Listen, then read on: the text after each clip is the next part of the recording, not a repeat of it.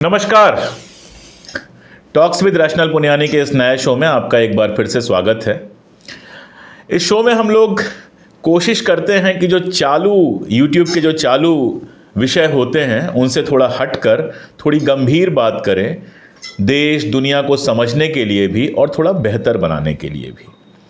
भारत के साथ कुछ ऐसा हुआ है कि आज़ादी की लड़ाई के पहले से ही सांप्रदायिक दंगे जैसे हमारी नियति के साथ जुड़ गए हैं। सांप्रदायिक दंगे होना, उसमें सैकड़ों लोगों का मारा जाना, हफ्तों तनाव रहना और उसके बाद नफरत की एक नई लहर समाज के अंदर भर जाना, डर की एक नई लहर समाज के अंदर भर जाना, ये एक ऐसी चीज़ है जो अंतर्राष्ट्रीय मंच पे हमको शर्मिंदा करती है। जब विदेश के हमारे दोस्त मिलते हैं, हम उनसे बात करते हैं तो हमें शर्म आती है जब वो यहाँ के दंगों की ओर इशारा करते हैं कि इतने सालों में भी हम साथ रहने के काबिल नहीं हुए। मैं यहाँ पर ये नहीं कहने जा रहा हूँ कि इसके लिए हिंदू दोषी होता है, मुसलमान दोषी होता है, सिख दोषी होता है। दोषी कोई भी हो, लेकिन सबसे बड़ा दोषी होता है वो सांप्रदायिक माहौल जिसकी वजह से ये दंगे होते हैं। आज पुनियानी सर से मैं यही सवाल पूछने जा रहा हूं और इसी विषय पर बात करने जा रहा हूं कि आखिर ये सांप्रदायिक दंगे रोके कैसे जा सकते हैं, होते क्यों हैं, इस पर तो बहुत बात होती है, रोके कैसे जा सकते हैं। और एक बड़ा एग्जाम्पल हमको हरियाणा में अभी मिला, जब दंगे भड़काने की कोशिश की गई और जाट जो किसान होते हैं मूलतः, जिन्होंने किसान आंदोलन में हिस्सा लिया था, उनकी तरफ से एक आवाज़ उठी कि हम इन दंगों में हिस्सा नहीं लेंगे। और आप चाहे जो भी कहिए, लेकिन हरियाणा में दंगों को नियंत्रित करने में जाट समुदाय की जो ये भूमिका है वो प्रणम्य है, नमस्कार करने योग्य है। मैंने ट्विटर पर सार्वजनिक रूप से पूरे जाट समाज को आभार व्यक्त किया था, प्रणाम किया था। और इसी चीज़ को थोड़ा सा विस्तार देके सर से हम समझते हैं, इतिहास में भी वर्तमान में भी, कि आखिर दंगों को रोका कैसे जा सकता है।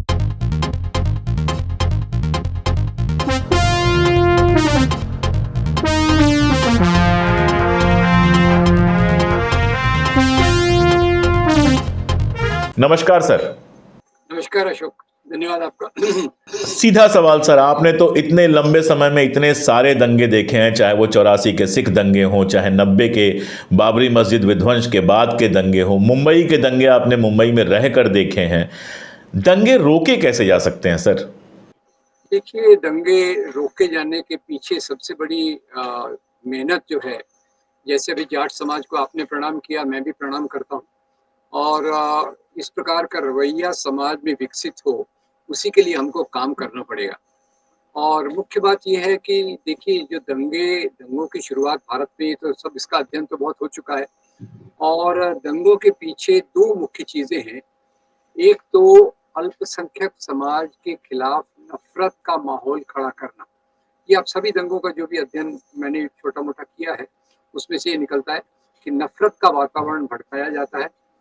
फिर एक ऐसी चीज़ ढूंढी जाती है जो अल्पसंख्यक समाज पे लाद दी जाती है कि भाई इनके कारण ये हुआ, और उसमें फिर उनको घेरा जाता है। उसमें से पहला पत्थर आता है और फिर कहा जाता है देखो भाई इन्होंने पत्थर फेंका, अब ये पूरा दंगा करेंगे। तो रोकने की प्रक्रिया पूरी इसकी उल्टी होना चाहिए, क्योंकि दंगों को समझना जरूरी इसलिए है क्योंकि हमको उसको रोकना है। और रोकना है तो उसके लिए ये सबसे महत्वपूर्ण बात है कि जो समाज में नफरत फैलाई गई है उसको समझना पड़ेगा। अब भारत समाज में आप देखिए तो पहले राजाओं के जमाने में एक अलग प्रकार का शोषण था। राजा अलग प्रकार से राज्य करते थे, पर उसमें भी अगर आप देखें तो वो हिंदू मुसलमान के आधार पर राज्य नहीं था। हिंदू राजाओं के राज्य में मुसलमान अधिकारी थे, मुसलमान राजाओं के साथ हिंदू अधिकारी थे। महात्मा गांधी की हिंद स्वराज किताब ये क्लियर करती है। नेहरू जी भी इसी बात को आगे लिखते हैं। गंगा जमनी तहजीब की बात करते हैं कि कैसे मिली जुली तरीके से हमारी सब चीज़ों का विकास हुआ। वो खान पीन हो या कपड़े हो या बर्थडे का मनाना हो या फिर हमारी कविताएं हो, संगीत हो और धर्म की परंपराएं। मैं तो कह रहा हूँ धर्म की परंपराओं में जितना मेल जोल है वो उससे सीखकर ही आज दंगों को खत्म किया जा सकता है। अब आप देखिए, एक तरफ अभी हमारे महाराष्ट्र में एक वारकरी परंपरा है। विठोबा कृष्ण का एक रूप है और उसमें संत लोगों ने परंपरा चालू की वारकरी यात्रा निकालने की। वो वारकरी यात्रा में मुसलमान भी शामिल होते हैं।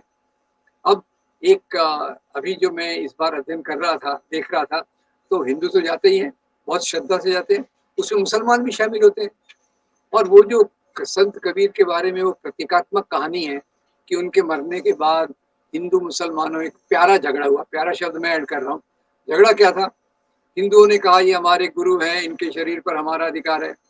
मुसलमानों ने कहा नहीं, हमारे पीर हैं, इनके शरीर पर हमारा अधिकार है।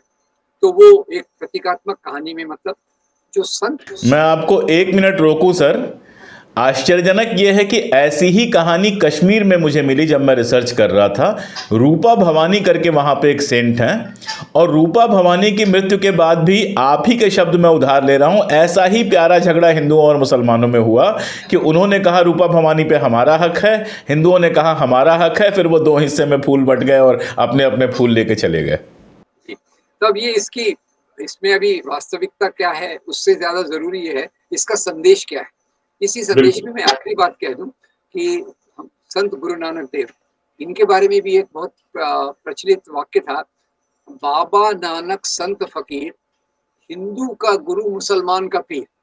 अब ये देखिए कि हमारे गुरु ग्रंथ साहब में आप जो देखेंगे, एक तरफ मुस्लिम संतों की वाणी है, दूसरी तरफ कबीर हैं, रैदास हैं, सिख गुरु हैं। तो ये जो हमारी परंपरा कोई बहुत आश्चर्यजनक परंपरा नहीं है। मेरे ख्याल से स्वाभाविक रूप से कम्युनिटीज एक दूसरे से प्यार करती हैं, प्यार के साथ रहती हैं, जैसे अभी जाट समुदाय ने दिखा दिया। ये जो नफरत है, नफरत राजनीतिक उद्देश्य से उसको डाला जाता है। और ये नफरत डालने का थोड़ा सा हम समझ लें कि अब 1857 की क्रांति तो हम सब लोग पढ़ते हैं, पर 1857 में मुझे सबसे ज्यादा प्रभावित किस बात ने किया, वो ये था कि एक तरफ मंगल पांडे इसकी चिंगारी लगा रहे हैं, बहादुर शाह जफर को इसका नेता चुना जा रहा है। नेता चुना जा रहा है क्योंकि बहादुर शाह जफर की उस समय कोई ताकत नहीं थी, वो दिल्ली के लाल किले तक उनकी सत्ता सीमित थी। पर सब जो बाकी राजा थे, उनके प्रतिनिधि थे, उन्होंने उनको कहा। और फिर वो तात्या साहब टोपे, नाना साहब पेशवा, झांसी की रानी, जो भी राजा रानियां अंग्रेज सरकार से नफरत करते थे, के खिलाफ थे, वो सब उन्होंने बहादुर शाह जफर को अपना नेता चुना। और ये उस समय जो सांप्रदायिक व्यक्ति थे, अभी बाद में उनकी सांप्रदायिकता ज्यादा दिखी, इवन सावरकर ने भी इसको पहला स्वतंत्रता संग्राम का आंदोलन कहा, और ये भी कहा कि इसमें हिंदू मुसलमानों दोनों साथ में लड़े। अब इसको बदला कैसे जाता है ये मैं आपको बताता हूँ। तो एक तरफ से सावरकर ये शुरू में किताब लिख रहे हैं जिसने कईयों को प्रेरणा दी। अब उसके बाद उनके जो शिष्य आते हैं, शिष्य ही कहूंगा, खैर वो सब इंडिपेंडेंट लोग रहते हैं, उनके बाद गोलवलकर आते हैं। अब गोलवलकर इसी बात को कैसा उल्टा करके देखते हैं। वो कहते हैं 1857 की क्रांति असफल हुई क्योंकि इसका नेता एक मुसलमान था। तो यहाँ देखिए सांप्रदायिकता के बीज को कैसे डाला जाता है। और ये सांप्रदायिकता के बीज डालने में एक बात बहुत महत्वपूर्ण जो रही, 1857 के बाद से अंग्रेजों ने यहाँ नफरत फैलाने के जड़ों को मजबूत किया। उन्होंने नींव डाली, बीज डाले। और उसमें एक किताब तो पहले से आ चुकी थी 1818 में, जेम्स मिल की किताब हिस्ट्री ऑफ इंडिया। अब हिस्ट्री ऑफ इंडिया में जेम्स मिल साहब क्या करते हैं, भारतीय इतिहास को 3 चरणों में बांट देते हैं। पहला हिंदू युग, दूसरा मुस्लिम युग, तीसरा ब्रिटिश युग। तो पहले उनकी चालाकी पकड़िए, हिंदू युग है, मुसलमान युग है, तो तीसरा क्रिश्चियन युग होना चाहिए, लेकिन वो ब्रिटिश होता है, ब्रिटिश हो जाता है। अच्छा, दूसरा हिंदू युग कहाँ था? सभी राजा हिंदू नहीं थे। अब उसमें भी आप देखिए शाक, कुषाण, ग्रीक, कितने लोगों का यहाँ राज्य रहा है। और पूरा भारत जिसको आज कहते हैं, इस पे किसी का राज्य नहीं रहा। जिसको मुस्लिम युग उन्होंने कहा, मुस्लिम में भी कोई एक वंश नहीं था, गजनवीद, गुलाम, खिलजी और आखिर में मुगल वंश। और वो भी पूरे भारत पे राज्य नहीं था। उत्तर भारत में इनका राज्य था, तो दक्षिण भारत में बहुत सारे हिंदू राजा, विजयनगर के महाराज और दूसरे इवन शिवाजी महाराज का भी राज्य था। तो उसको उन्होंने गोलमाल करके मुस्लिम, और उसका उद्देश्य क्या था? उसका उद्देश्य ये था कि मुसलमान राजाओं को मुसलमानों के प्रतीक के रूप में बताना, हिंदू राजाओं को हिंदू के प्रतीक में बताना, और साथ में उन्होंने एक और जोड़ दिया जिसको अंग्रेजी में कहेंगे सेलेक्टिव हिस्टोरियोग्राफी। ये पहला हो गया कम्युनल हिस्टोरियोग्राफी। कम्युनल हिस्टोरियोग्राफी यानी राजा को राजा के धर्म के चश्मे से देखना। और दूसरा हो गया सेलेक्टिव हिस्टोरियोग्राफी। अब सेलेक्टिव हिस्टोरियोग्राफी में आप क्या करते हैं? सेलेक्टिव हिस्टोरियोग्राफी में ये क्या करते हैं कि इस मुसलमान राजा ने ये मंदिर तोड़ा। अब उसी राजा ने, जैसे औरंगजेब, जो नाम ले लिया जाए, औरंगजेब काशी विश्वनाथ का मंदिर तोड़ा, उसके पीछे भी अलग घटनाएं हैं। प्रोफेसर रविकांत उसको बता के जेल में गए एक दिन। अब पर वही औरंगजेब ने कामाख्या देवी के मंदिर, महाकाल के मंदिर और वृंदावन में भगवान कृष्ण के मंदिर के अलावा बहुत सारे मंदिरों को दान भी दिया। इसी औरंगजेब ने गोलकुंडा में एक मस्जिद को भी तुड़वाया। तो लुब्बल ये है कि मुसलमान राजाओं को नकारात्मक रूप में प्रस्तुत करने का काम अंग्रेजों ने शुरू किया और उसकी परिणति बाद में यहाँ की जो सांप्रदायिक राजनीति ने उसको बढ़ा चढ़ा के पेश किया। और फिर उन्होंने इसमें ये भी जोड़ दिया, सावरकर ने ये भी जोड़ दिया, आपने भी सावरकर पे काम किया।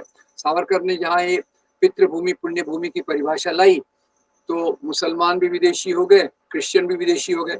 और अभी के जो आरएसएस के सरसंघ चालक हैं वो कहते हैं हमारा सबका डीएनए एक है। अब ये कोई उनसे पूछता नहीं कि भाई डीएनए कोई हमारी नागरिकता का अधिकार नहीं होता।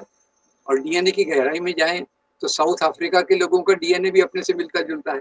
अब ये जेनेटिक स्टडीज पे तो कोई जाने का मतलब नहीं है। तो मुद्दा ये है कि जो नफरत मध्ययुगीन इतिहास को लेकर शुरू की गई उसने नफरत के बीज बोए। और उसमें मैं खुद का अनुभव बताता हूँ थोड़ा सा कि 1992-93 में जब ये दंगे हुए तो मैं आईआईटी कैंपस में रहता था। तो अशोक मुझे आश्चर्य हुआ कि इधर मस्जिद गिराई गई और उधर चारों तरफ लोग बात कर रहे हैं बाबर की औलाद, जाओ कब्रिस्तान या डैश डैश डैश। अब ये बाबर कमाल है, बाबर कहाँ से आ गया बीच में और ये बाबर की औलाद कैसे हो गए। और फिर बाबर का मैंने उसके बाद ही अध्ययन किया तो पता चला बाबर को यहाँ जिसने बुलाया था उसका नाम था राणा सांगा। राणा सांगा, इब्राहिम लोधी, बाबर, ये ट्रायंगल था। तो इसको एक जो राजाओं की लड़ाई को धर्म के चश्मे से देखा गया, इसने नफरत के बीज डाले और फिर वो बीज को हरा भरा करने में सांप्रदायिक राजनीति ने बहुत कुछ किया। और मुख्य मुद्दा ये है कि इसके मुकाबले में जो रैशनल इतिहास आया, तार्किक इतिहास आया, उनको तो आज बहुत बदनाम किया गया। उनको इतिहास का ठेकेदार कहा जा रहा है और अलग अलग नाम से, जैसे रोमिला थॉपर हो, हरबंस मुखिया हो, रामचरण शर्मा हो और इरफान हबीब हो। उन्होंने क्या किया, उन्होंने ये इस लाइन को छोड़कर, ब्रिटिश लेगेसी को छोड़कर, आज कहा जा रहा है कि हम लोग अंग्रेजों की लेगेसी को लेकर चल रहे हैं। पर इन महान इतिहासकारों ने वो लेगेसी छोड़कर यहाँ के लोगों के बारे में इतिहास लिखा। वो यहाँ के मजदूर हों, दस्तकार हों, व्यापारी हों और महिलाएं हों, आदिवासी हों, उसका फोकस कम था। बाद में सबऑल्टर्न हिस्ट्री ने उसको और ज्यादा मजबूत किया। पर इनका इतिहास का रवैया अलग था और इनके इतिहास को पढ़ने से नफरत नहीं पैदा होती क्योंकि इसमें दोनों चीजें हैं। उसमें शिवाजी महाराज के मुसलमान सहायक भी हैं, औरंगजेब के अधिकार के हिंदू दरबार के हिंदू राजा भी हैं। तो ये जो नफरत फैलाई गई, मेरी सबसे बड़ी मान्यता है इस नफरत का मुकाबला करने के लिए प्रगतिशील आंदोलन ने, वामपंथी आंदोलन ने और नेहरू के बाद के राष्ट्रीय आंदोलन ने कुछ नहीं किया। और नफरत का झाड़ तो ऐसा है कि उसको खाद पानी बहुत मिलता रहा शाखाओं से और उनकी बाद में शिशु मंदिर चालू हो गए। फिर बाद में 1990 के बाद, 99-98 के बाद शिक्षा में मुरली मनोहर जोशी जी ने भी वही सांप्रदायिकीकरण लाया। तो दिमाग में अगर नफरत फैलती जाए तो इसका एक और उदाहरण देता हूँ। पाकिस्तान में यही हुआ, तो उसका परिणाम देखिए। पाकिस्तान में उन्होंने इतिहास में से हिंदू राजाओं का उल्लेख निकाल दिया, हिंदू धर्म का उल्लेख निकाल दिया। तो अभी मैं वीर संघवी का एक पढ़ रहा था लेख, उसमें वो भारत के एक बड़े डिप्लोमेट की बात बता रहे थे। भारत के एक बड़े डिप्लोमेट पाकिस्तान गए, पाकिस्तान के उनके दोस्त के घर गए, दोस्त के घर गए, चाय पी रहे थे कि उस दोस्त की बेटी आई। तो ये पाकिस्तान के उनके मित्र ने अपनी बेटी से इनका परिचय कराया, ये अंकल भारत से आए हैं, ये हिंदू हैं। तो छोटी सी लड़की जो स्कूल में पढ़ती थी जोर जोर से हिंदू विरोधी बातें बोलने लग गई। तो अब ये तो वहां की जड़ है और वहां पाकिस्तान में भी जो हिंदुओं के खिलाफ हिंसा हुई उसका भी आधार यही था। तो आपका मुख्य जो हमारा जो मुख्य फोकस है, अगर हमको समाज से सांप्रदायिक दंगे दूर करना है तो उसकी जड़ तो नफरत में है। नफरत की जड़ इतिहास के पढ़ाने में है, नफरत की जड़ सामाजिक चेतना में है। अब सामाजिक चेतना में आज बताइए, मेरे फैमिली व्हाट्सएप ग्रुप में मुझे मैसेज आता है कि भाई हिंदू जल्दी जल्दी माइनॉरिटी हो जाएंगे, हिंदुओं जागो, मुसलमान तेजी से जनसंख्या बढ़ा रहे हैं। अब उसका भी तार्किक विश्लेषण करो तो वो एसवाई कुरैशी साहब ने, जो हमारे एक्स इलेक्शन कमिश्नर थे, उन्होंने बहुत अच्छे से बताया मैथमेटिकल मॉडलिंग की कि मुसलमानों का मैक्सिमम परसेंटेज जो है वो 18% पे जाके सीमित हो जाएगा, और वो 4 बीवियां, 20 बच्चे, ये जो अपने मैं तो अक्सर सवाल पूछता हूं सर कि आप अपने अड़ोस पड़ोस में दोस्तों में देख के बताइए कि कितने मुसलमानों की 4 बीवियां हैं। ईमानदारी से मेरा भी एक जीवन हो गया, 48-49 साल का मैं हो गया, और मुस्लिम समुदाय में मेरा आना जाना दोस्तियां बचपन से खूब है। मैंने आज तक 4 पत्नियों वाला कोई मुसलमान परिवार नहीं देखा है, मध्य वर्ग में कम से कम। नहीं, हो भी नहीं सकता, हो भी नहीं सकता। अरे सेक्स रेशियो देखिए ना, आमिर खान का वो जो सत्यमेव जयते एपिसोड सीरियल था, मैं हर जगह लोगों को रिक्वेस्ट करता, वो देखिए सेक्स रेशियो क्या है, 940 940 सेक्स रेशियो है। तो एक व्यक्ति ज्यादा पत्नियां कहाँ रख सकता है? और 1989 का स्टेटिस्टिक्स है कि जो पॉलीगैमी का परसेंटेज है, प्रमाण है, वो हिंदू और मुसलमानों में एक सरीका है, और ये भी पितृसत्तात्मक समाज की तरह का। और सवाल ये है कि इसका जो काउंटर करने का तरीका हमको अभी तक नहीं मिला। राष्ट्रीय आंदोलन ने जो बहुत मजबूती से देश को आगे चलाया, और लोगों की चेतना पे प्रभाव करने का काम जो जमीनी तरीके से सांप्रदायिक संगठनों ने किया, उसकी तोड़ नहीं मिली है। तो मैं, आप कितना भी कर लें, हम कितना भी अपनी बात कर लें, मैं अपने गुरु और दोस्त असगर अली साहब को ये कहता था, वो लगातार बेचारे इसी पे काम करते थे। मैं उनको कह, दंगे बढ़ते जा रहे थे, तो मैं उनसे मजाक कहता था कि आप तो काम करते हैं, पर मर्ज बढ़ता ही गया जो जो दवा की हमने, दंगे तो बढ़ते जा रहे हैं। क्योंकि सवाल यह है कि समाज से नफरत के उन्मूलन के लिए एक आंदोलन की जरूरत है, और वो आंदोलन से कम इससे काम नहीं चलेगा कि मैं एक वीडियो बना दूं, 2 आर्टिकल लिख लूं। आप 15 अभी आप जो आज़ादी के आंदोलन से जुड़े हुए आपके जो वीडियो हैं, वो तो बहुत महत्वपूर्ण है, वो बहुत सारी शंकाओं को दूर करते हैं, और आज़ादी के आंदोलन के नेताओं के खिलाफ जो जानबूझकर नफरत फैलाई जा रही है उसको रोकने का प्रयास करते हैं। पर सवाल है कि हमारी पहुंच नहीं है अशोक, हम लोगों की पहुंच बहुत सीमित है। आप अपने वीडियोस को देखिए, 4 लाख वीडियो पहुंच गया तो आप खुश होते हैं, मैं भी खुश होता हूँ, आधी रोटी ज्यादा खाता हूँ। फिर सोचता हूँ कि 4 लाख लोगों ने मेरा वीडियो देखा, देश में लोग कितने हैं? 130 करोड़, 140 करोड़। तो आपकी आवाज कहाँ पहुंच रही है? आज अगर सांप्रदायिक दंगों को रोकना हो, सद्भावना पैदा करना हो, तो जैसा जाट लोगों ने अपने आर्थिक कारणों से, सामाजिक एकता के कारण ये चीज दिखाई है, वो एक मील का पत्थर है। आपने बिल्कुल सही पहचाना, पर ये चीज ज्यादातर देखने को नहीं मिलती। कम्युनिटी लेवल पे तो आज बाउंड्रीज, यानी दीवारें बन गई हैं।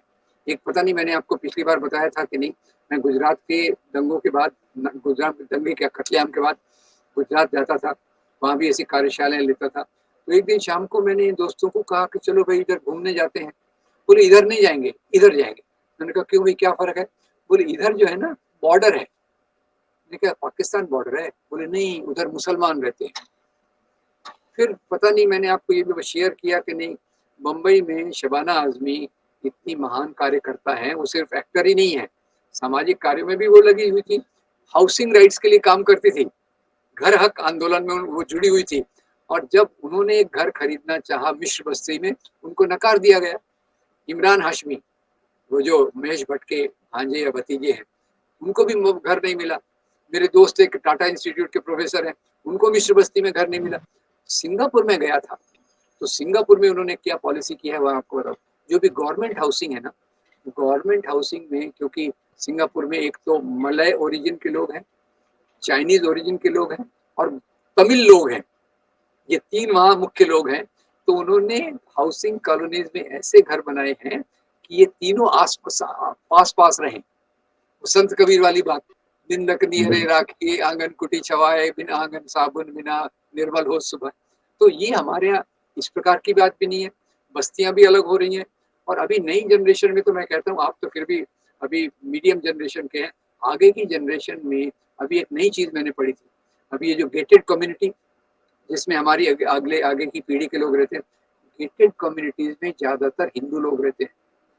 तो वहां के बच्चों को पता भी नहीं होगा कि मुसलमान कौन होता है, ईद क्या होती है, मस्जिद में नमाज कैसे पढ़ते हैं। तो ये जब हम अपने समाज के बारे में इन चीजों को नहीं जानेंगे, तो गलत फहमियां फैलाना आसान होगा। तो दंगों को रोकने के लिए मेरा मेरा जो कोशिश तो बहुत नगण्य है, पर सोच ये है कि हमारे जितने, पहली बात तो एक है कि जो राजनीति, जो पार्टी धर्म के नाम पे सत्ता पे आती है, शासन करती है, उसको सत्ता से दूर करना बहुत ज़रूरी है। आप देखिए, पिछले 9 साल में सांप्रदायिकता समाज में जो फैली हुई है, उसका प्रमाण कितना बढ़ गया है। क्या होता क्या है कि उनको प्रश्रय, इस राजनीति के कारण नीचे उनको प्रश्रय मिलता है। स्कूलों में, यूनिवर्सिटीज़ में, सभी संस्थाओं में उनको प्रश्रय मिलता है और जो शाखाएँ चलती हैं, उनका नंबर डबल हो गया। कहीं भी उनको परमिशन मिल सकती है अभी। तो एक तो इस पार्टी का सत्ता में रहना, ये सांप्रदायिकता के लिए बहुत खतरनाक है। दूसरा, हमारे सामाजिक आंदोलन, आप भी सामाजिक आंदोलन से काफ़ी करीब हैं। आप देखिए, सामाजिक आंदोलन, अभी मैं, मेरी अंदर की मान्यता है कि हमारे सामाजिक आंदोलन बहुत सारे हैं, बहुत महत्वपूर्ण हैं, पर मुख्य मुद्दा ये है कि ये सब बिखरे हुए हैं और पिछले 20 साल से, 25 साल से कई लोगों ने इस पे ध्यान दिलाया, पर सामाजिक आंदोलन अपने एक मुद्दे पे काम करते रहे, महिलाओं का अधिकार, बच्चों का अधिकार, आदिवासियों का अधिकार। ये आंदोलनों के साथ-साथ सांप्रदायिकता विरोध को जोड़ा नहीं गया। और ये मेरी मान्यता है कि सांप्रदायिकता जो है, ये लोकतंत्र को समाप्त करती है और लोकतंत्र के बगैर कोई आंदोलन चल नहीं सकता। ये आंदोलन ही लोकतंत्र को मजबूत करते हैं और सांप्रदायिकता लोकतंत्र को कमजोर करती है, उससे आंदोलन कमजोर होंगे। अभी बहुत देर से, पता नहीं हमारे सामाजिक आंदोलन इस पे कितना जागरूक होंगे। कर्नाटक से तो कुछ उम्मीद मिली है, पर अभी बहुत जगहों पे मुझे उम्मीद भी मिल रही है कि अभी लोग सांप्रदायिकता के सवाल को और इस पर ये करना चाहिए। अंतिम बात जो मैं अपनी तरफ से कहूँगा आपके सवाल लेने के पहले, वो ये है कि देखिए, हमारे जो भी शाखाएँ शाखाएँ मतलब हमारे ऑफिसेस हैं, पार्टी के ऑफिसेस हैं, संगठनों के ऑफिसेस हैं और दूसरे सामाजिक ऑफिसेस हैं, उसमें एक चीज़ करने की बहुत ज़रूरी है, क्योंकि समाज 2 चीज़ों पे चलता है। एक सही मुद्दों पर आंदोलन और दूसरा सामाजिक चेतना। तो सामाजिक चेतना का निर्माण जो 50 और 60 के दशक में होता था, नुक्कड़ नाटकों के माध्यम से, प्रगतिशील फ़िल्मों के माध्यम से। आप 2 बीघा ज़मीन को याद कीजिए, आप में प्रगतिशील मूल्य आएँगे कि नहीं? आप उस समय की बाकी चीज़ों को याद कीजिए। पर आज अभी क्या हो रहा है कि ये चेतना, जो दक्षिणपंथी नफ़रत वाली चेतना समाज में ज़्यादा मज़बूत हो गई है। गोदी मीडिया है, आपके चैनल के भी 1.5-2 लाख सब्सक्राइबर होंगे, पर जो गोदी मीडिया शाम को करोड़ों लोगों तक पहुँचता है। तो मेरी एक सोच ये है कि हर एक बस्ती में, हर एक मोहल्ले में, बाकी जो भी लोग सामाजिक परिवर्तन चाहते हैं बराबरी के लिए, जो बिखरे हुए हैं, हर एक ने एक काम करना चाहिए कि ठीक है, मैं महिला अधिकारों के लिए काम कर रही हूँ, मैं बच्चों के अधिकार के लिए काम कर रहा हूँ, पर साथ में 15 दिन में एक बार, महीने में एक बार, अपने ऑफिस में, अपने घर में, सार्वजनिक स्थल पे मैं कुछ कार्यक्रम रखूंगी, जिसमें वीडियोस हों, जिसमें फिल्में हों। अब आप बताइए अशोक जी, आनंद पटवर्धन का नाम कौन नहीं जानता? बिल्कुल। 3 डॉक्यूमेंट्रीज बनाने में उसमें उन्होंने अपना जीवन लगा दिया। राम के नाम देखिए, या फिर जय भीम कॉमरेड देखिए, father son in the holy war देखिए, या उनकी एंटी न्यूक्लियर फिल्म देखिए। अभी उनकी एक सीरीज आई है, विवेक, रीजन। अब मैं आनंद से फिर से बात कर रहा था, बहुत करीबी दोस्त हैं। मैं आनंद से पूछा था, यार तुम्हारा तो ये सीरीज अच्छी चल रही है, 6-8 लाख लोगों ने देखा है। तो आनंद ने मेरे से वही सवाल किया, 6-8 लाख लोगों ने क्या हो गया, देश में लोग कितने हैं, सीरीज बहुत बेहतरीन है।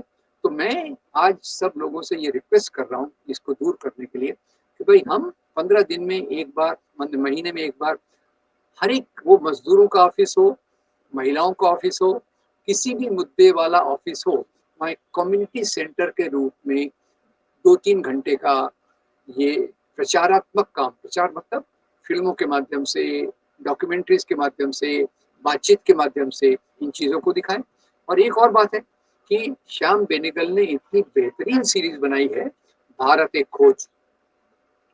मैं पहले देखता नहीं था और ये सब के बाद मैंने देखा, और एक एक एपिसोड में मज़ा भी आता है। It is not boring, boring बिल्कुल नहीं है। और उसके साथ जो संदेश आता है, बहुत महान संदेश है। तो अगर हम अपने मोहल्लों में एक ये पूरी लिंक बनाएं, जिससे सकारात्मक संदेश समाज में जाए, प्रेम मोहब्बत का संदेश जाए, छोटी सी लाइब्रेरी भी हो, प्रेमचंद की किताबें हों, दूसरी साहित्य की किताबें हों, जिन्होंने समाज के दर्पण के रूप में काम किया है। और ऐसे जैसे हमारे इतिहासकार तो खैर रोमिलो थॉपर वगैरह की किताब तो काफ़ी मुश्किल है, पर बीच वाली भी किताबें हैं। रोमिलो थॉपर ने खुद एक बार कहा था कि समाज में ऐसे लोगों की ज़रूरत है, जो इतिहासकारों और लोगों के बीच में पुल का काम करें, है ना? मैं और आप यही काम करते हैं। वही, तो वो भी एक मुझे बाद में समझा कि हाँ, मैं वही काम कर रहा हूँ जो रोमिलो थॉपर ने बिल्कुल, सजेस्ट किया। बिल्कुल। तो उसको सरल करके करने की कोशिश। तो ये एक कम्युनिटी सेंटर की आइडिया मैं फ्लोट कर रहा हूँ। मैं इसका आपको ईमेल पे भेज दूंगा और आपके व्हाट्सएप पे भी भेज दूंगा। ज़रूर। और क्योंकि आपका मुख्य फोकस है दंगे रुके कैसे, तो दंगे रुके कैसे, तो मैं इसको 3 स्टेज में कहूँगा। 1, राजनीतिक पार्टी में बदलाव आना चाहिए।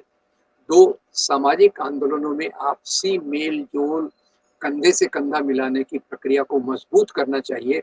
और इन्हीं सामाजिक आंदोलनों ने अपने ऑफिसेस में महीने में 1 बार या 15 दिन में 1 बार चेतना का काम करना चाहिए। और वो चेतना जो कबीर के आधार पे हो, मोइनुद्दीन चिश्ती के आधार पे हो, साने गुरुजी के आधार पे हो, फिर या आज़ादी के आंदोलन में महात्मा गांधी, मौलाना आज़ाद के आधार पे हो, ये चेतना के काम। और फिर उसमें भी मुझे ये, मैं हर जगह आपको भी कोट करता हूँ कि मैं कहता हूँ कि आप वीडियोस बिल्कुल। दिखाइए, वीडियोस दिखाइए, क्योंकि वीडियोस अभी अच्छे हैं और वो एक संदेश देते हैं। हम बिल्कुल तार्किक तरीके से बात करते हैं, कोई एक पक्ष लेने की सवाल नहीं है। जहाँ मैं भारत में सांप्रदायिक दंगों की बात करके हिंदू सांप्रदायिकता को की आलोचना करता हूँ, तो उसके पहले मैं पाकिस्तान में जो मुस्लिम सांप्रदायिकता है उसको बिल्कुल चीर-फाड़ कर देता हूँ। अभी तो लेटली श्रीलंका में जो बुद्ध धर्म के नाम पे सांप्रदायिकता आई है, वो कुछ कम खतरनाक नहीं है। तो यानी बिल्कुल। सवाल हिंदू बनाम मुसलमान बनाम क्रिश्चियन का नहीं है। सवाल है लोकतांत्रिक मूल्यों का बनाम वो मूल्य जो पुरातन समय की बात करते हैं, परंपराओं के आधार पर एक चुने हुए इतिहास को ले चलना चाहते हैं। इन 2 के बीच में संघर्ष है। इसीलिए किसी का साइड लेने की ज़रूरत नहीं है। हमको ठीक है। साइड लेना है, वो सही चीज़ों का साइड लेना है और उन चीज़ों के बारे में बात करनी है जो समाज के लिए ज़रूरी है। अब देखिए ना, ये भी प्रचार करना बहुत ज़रूरी है। अभी नेहरू के बारे में जो इतनी बदनामी की जा रही है, उसके पीछे एक कारण ये भी है कि उन्होंने जिस प्रकार के यहाँ इंस्टीट्यूशंस को खड़ा किया, संस्थाओं को खड़ा किया, वे साइंटिफिक टेम्पर, वैज्ञानिक सोच को प्रमोट किया।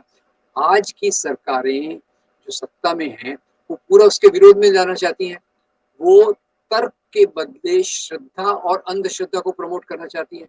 हमारे महाराष्ट्र में डॉक्टर दाभोलकर की हत्या हुई, कॉमरेड पानसरे की हत्या हुई, कलबुर्गी की हत्या हुई, गौरी लंकेश की हत्या हुई। तो इसके पीछे यही है कि ये नफरत भी फैलाते हैं और ऐसे विचारों को कर्ब करने के लिए पूरा करते हैं। तो एक तो जैसे आपने तार्किक सोच को प्रमोट करना भी हमारे इसका भाग है। अब इतिहास के बारे में लोग कहते हैं कि आपको इतिहास कहाँ से समझता है? मैं कहता हूँ भाई देखिए, हर एक चीज़ को अगर आप तर्कपूर्ण तरीके से देखिए, तो आपको सच्चाई पता चल जाएगी। कि भाई एक मुसलमान राजा वो महमूद गजनवी की बात करते हैं कि उसने अपनी किताब में लिखा, मैं तो मूर्तियों को तोड़ने वाला हूँ। ठीक है? उसने कहा, आप सुन क्यों रहे हैं? आप उसके सवाल उठाइए ना, उसको मूर्तियाँ तोड़ना है, तो गजना से लेके सोमनाथ तक आने की क्या ज़रूरत है? गजना से लेके सोमनाथ 3,000 किलोमीटर आने की क्या ज़रूरत है? रास्ते में कितनी मूर्तियाँ हैं? उस समय बामियान में महात्मा गौतम बुद्ध की भी मूर्ति थी, तो उसको पता था क्या? ये मूर्तियों का काम मैं तालिबान के बेवकूफ़ों के लिए छोड़ दूँ? सरल सवाल है कि ये सोमनाथ के मंदिर में 151 करोड़ के बराबर की संपत्ति थी, 20,000 सोने की दीनारों के बराबर की संपत्ति थी और यही इसी महमूद गजनवी का बेटा वो एक मस्जिद को तुड़वाता है क्योंकि वहाँ कोई संपत्ति छोड़ के रह जाता है। तो ये तर्क लगाना थोड़ा हमें समाज में उसकी प्रेरणा देना चाहिए ताकि तर्कपूर्ण तरीके से हम बातों को समझें। ये आपने बहुत डिटेल में सर ये सारी चीज़ें बताई और निश्चित रूप से ये महत्वपूर्ण। एक आखिरी सवाल मैं पूछ लूँ, क्योंकि आप बार बार विभूति नारायण राय को कोट करते हैं कि अगर सरकार ना चाहे तो कोई भी दंगा 24 घंटे ज़्यादा नहीं चल सकता है, तो प्रशासन की क्या भूमिका होती है? आखिरी मुझे लगता है कि इस बिंदु पे हम लोग बात कर लेते हैं। जी, देखिए प्रशासन की भूमिका अभी आप देखिए, अभी हरियाणा में तो जाट लोगों ने ये किया तो बहुत अच्छा हो गया। और उसके पहले देखिए, मोनू मानेसर जो 6 महीने से फरार है, उसको ये पकड़ नहीं पा रहे। वो प्रेस कॉन्फ्रेंस कर रहा है, वीडियो चैनल पे इंटरव्यू दे रहा है, उसका वीडियो जारी हो रहा है। तो ये प्रशासन की प्रशासन या तो मिला जुला है या प्रशासन इस चीज को चाहता है, क्योंकि जिस प्रकार की सरकार है या पूरी तरह से अकर्मण्य है, नाकारा है। देखिए, मुझे लगता है अकर्मण्य नहीं है, ये बात मैं नहीं मानता हूँ कि दे कांट डू इट। वो कर सकते हैं, चाहे तो कर सकते हैं, और इसीलिए मैं डॉक्टर रॉय को इसलिए कोट करता हूँ। वो मेरे अच्छे मित्र भी थे, उनके यूनिवर्सिटी में मैं कई बार गया भी था, और उनका पहली जो स्टडी किया था उन्हीं के बुक्स के पढ़ के किया था। हमारे बम्बई के दंगों के समय भी उनके बड़े अच्छे इंटरव्यू आए थे। उसमें देखिए, ये सरकार नकारा नहीं होती है, सरकार के पास पूरी यंत्रणा होती है, इंटेलिजेंस है सरकार के पास पुलिस है, रिजर्व पुलिस फोर्स है, और उसके ऊपर आर्मी है। तो उस समय जो महाराष्ट्र के मुख्यमंत्री थे, उनका अंदर से कोई ढुलमुल था।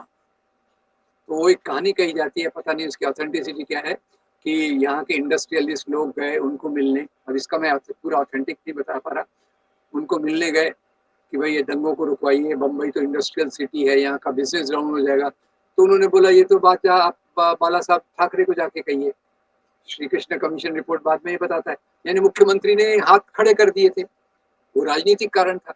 तो नाकारा नहीं होती सरकार, वो जानबूझ के इसको होने देती है। मणिपुर में देखिए क्या हो रहा है। मणिपुर में क्या आपको लगता है कि एक छोटे से राज्य मणिपुर में, जहाँ 40 लाख की आबादी है, 44 लाख की आबादी है, एक सरकार इसको नहीं रोक सकती? सरकार रोकना नहीं चाहती, न रोकने में उसका फायदा है। तो लोग अगर कहेंगे अकर्मण्यता है, मैं उस बात को नहीं मानूंगा। सरकार का इसमें हाथ है, मैं इस बात को कहूंगा, और उसके बगैर कोई दंगा हो ही नहीं सकता।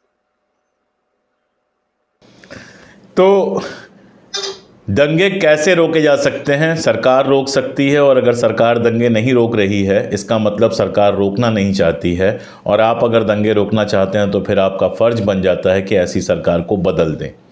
दूसरा, समाज के अंदर नफ़रत फैलाने के जो तरीके हैं उनका उसी स्तर पे मुकाबला किया जाए। सर ने नाम लिया बाबर की औलादें आजकल अक्सर नारा लगता है, तो मुझे अचानक याद आया, चूँकि इतिहास सर भी पढ़ते हैं, मैं भी पढ़ता हूँ, कि बाबर की औलादें तो 1857 में शहीद हो गई थी।